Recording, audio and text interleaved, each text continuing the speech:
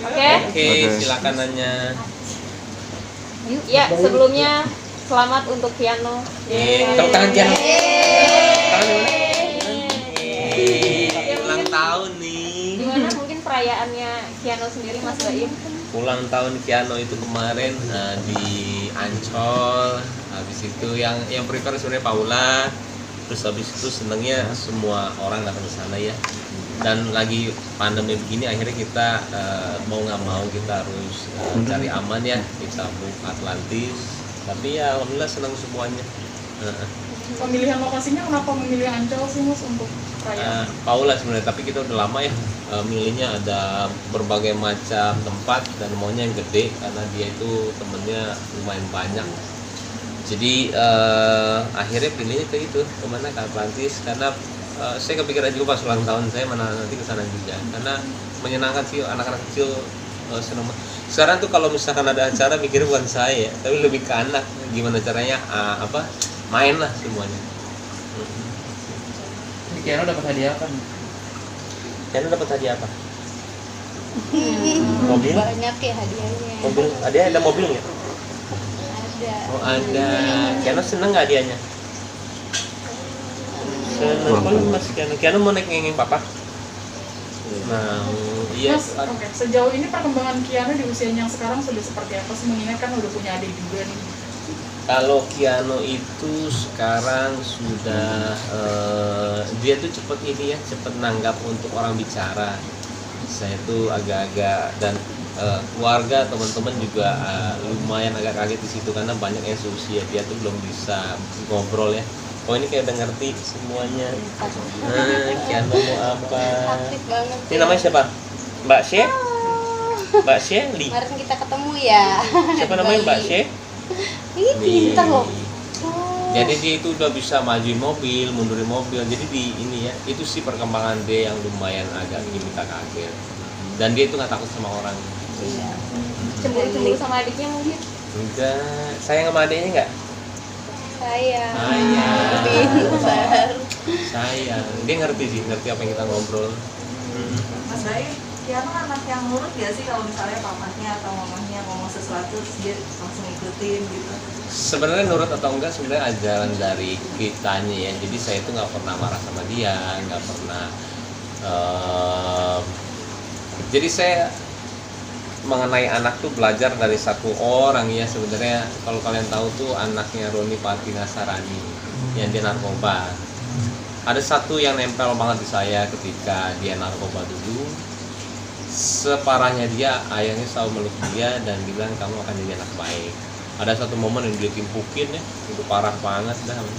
Tiba-tiba kalau kita, saya dulu kawan ngerokok aja sama ayah saya udah dimarahin ya. Tapi dia ngerangkul, karena menurut dia anak itu adalah titipan. Dia selalu bilang kamu akan jadi anak baik ya. Itu buat saya merinding banget. Nah itu berpikiran saya ketika di situ membesarkan anak tidak harus dengan marah, tidak dengan kata-kata negatif. Yang akhirnya terbentuknya seperti Kiano ini. Nah, saya sebisa mungkin saya tuh nggak marah sama dia karena dia titipan. Itu jadi salah satu pola asuh juga nggak sih? Pola apa? Pola didik. Iya, pola didik saya. Sangat-sangat pola didik saya ke anak-anak seperti ini ya. Bang bener sih, maksudnya anak itu pendidikan pertama dari keluarga. Karena dia ngikutin apa yang kita ini ya. Saya ngomong, hai bro, gitu. ya pak, gitu. Ngikutin semuanya. Jadi dia ngelihat kita sholat, dia sholat. Memang cerminan pendidikan pertama itu ya keluarga ya. Makanya saya kadang-kadang kalau lihat di TikTok tuh ya suka anak-anak yang kasar itu ngomongnya. Saya jadi ngebayangin orang tuanya ngelepas dia, habis itu dia ngeliat orang, habis itu diikutin kata-katanya. Karena banyak banget anak-anak di TikTok itu maaf ya terlalu bebas banget ngomong, sampai yang kasar-kasar pun dia itu ngomong ya. Sedih sih saya. Dan itu semuanya dari pendidikan orang tuanya sih. Mas, Mau apa sayang? agak Mau sulit naik nggak ngomong sih? nggak? Mau? Mau apa? Mau bobo. Ngantuk dari tadi. Dia mau ini nggak? Mau ini nggak? Nggak mau. Nah, mau sebentar lagi? Apa mau itu minum? Mau minum teh? Mau. Nanti ya. Iya, bentar lagi nanti kita naik ngengeng mau? Asik. Naik ngengeng ya? Udah bobo aja. Bobo aja. Bentar lagi ya. Jam bobo Bentar lagi. siang ya. Oh bobo. Oh bobo sama papa. So sweet. Tapi Mas Baim ngeliat piano yang kayak gini di usianya dia sekarang, Mas Baim sendiri sebagai ayah gitu, ada nggak sih dari golden momennya piano yang Ada. Saya tuh golden moment dia ketika dia malam-malam minta susu sih, jam 2, jam 3. Untung ada orang bilang boleh. Bobo papa ya. Boleh. Ini bobo papa ya. Bobo papa. Boleh. Ya, apa ini sebentar boleh?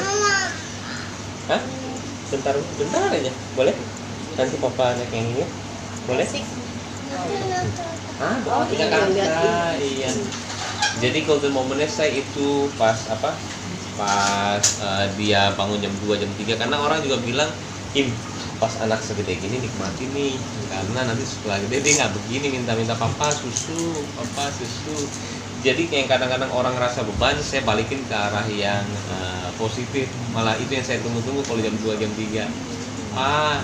Susu gitu. Selalu dia kalau minta susu kalau malam saya, karena yang kecil mintanya sama mamanya. Terus ketika sibuk kerja, Kiano kan termasuk yang deket banget nih sama Mas Baim. Ada nggak sih momen kayak lagi banyak kerjaan tapi Kiano lagi pengen manja gitu, jadi susah milih atau gimana? Iya, itu dia, kadang sekolah mau diantarin terus sama saya, ternyata dia punya cara sendiri ya gurunya. Dia bilang orang tua tidak boleh mengantar anaknya katanya, karena takutnya kebiasaan dia nggak mau dilepas. Nah, biar mandiri. Nah, kalau yang sekarang ini dia udah dia ngikutin saya, misalkan mau kerja gitu ya, dia kadang-kadang nangis tapi kita kasih pengertian sama dia, yang akhirnya dia kalau misalkan nggak di rumah, papa ya dikasih pengertian gitu. Yang awal nangis dulu sama, tapi gini loh, kayak saya awal kan dia itu selalu mau naik ngengeng ya, mobil, mau itu jam 12 malam, jam 2 pagi, jam 4 pagi. Kalau Paula bilangnya dengan walaupun emang gak ada salah, gak ada benar ya, nggak boleh gitu, dan ini udah malam ini. Tapi kan orang segede gini kan nggak ngerti ya. Jadi malah saya pakai cara jangan ada mobil parkir di rumah. Jadi pas dia keluar rumah kita cuma kasih lihat mana mobilnya, nggak ada. Jadi terlalu banyak cara untuk mendidik anak sih. Nggak perlu kita nge-push dia untuk nggak boleh, karena dia belum ngerti. Dia cuma ngertinya kemauan dia harus dipenuhi, kok nggak nangis. Itu dia. Jadi memang terlalu banyak cara untuk gedein anak. Dan akhirnya sekarang efektif. Semua ada, mobil saya nggak ada yang parkir di rumah. Mau motor, mobil kosong. Jadi dia mau keluar tuh nggak ada. Jadi nggak minta lagi. Di tahun 2021 ini menjadi tahun yang paling bahagia buat Mas Baim dan Kak Paula nggak sih? Lagi kan lahirnya Kenzo kan juga di tahun ini mungkin. Sangat ya, sangat ini sekali. Mau kemana saya? Boleh. Mau susu. Cuy, iya bener. Ya udah, mau nonton ini, nonton deh, sambil nonton ya. Jangan mau nonton Didi, di sini nontonnya. Suaranya tapi dikecilin ya. Boleh. Tapi tungguin papa ya. Papa wawancara dulu. Boleh. Bentar ya, maaf ya. Biar agak diem. Bisa ya. Didi ya, kecilin loh. Boleh. Oke. Tadi sampai mana? Yang 2021 ini tahun menurut Mas Baim tahun bahagia. Sangat indah ya, sangat indah. Tapi ya banyak yang harus dipelajari dari sifat masing-masing, apalagi sama Paula, karena sekarang punya anak ya, egoisnya dikurangin paling, ya itu aja sih. Tapi sangat indah, karena yang paling penting anak sehat. Ini nggak apa-apa, gedein dikit.